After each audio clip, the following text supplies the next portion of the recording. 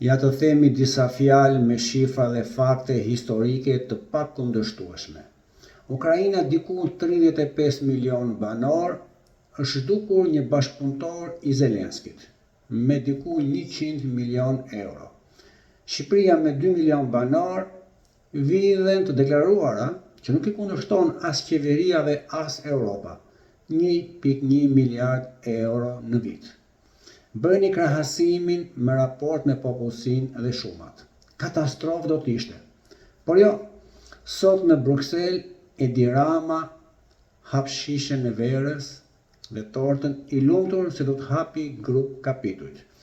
Ndërsa Beli del në ballë të mediave, edhe pse është akuzuar direkt nga SPAK, dhe vetëm me një firmë në llogara që do t'japi llogari atje në burg dhe të kthej parat pas, ka vjedhur diku 80 milion euro, pa llogaritur të gjithë tenderat. Kështu të dashur shqiptar, Europa plak edhe o sa mirë me qenë shqiptar.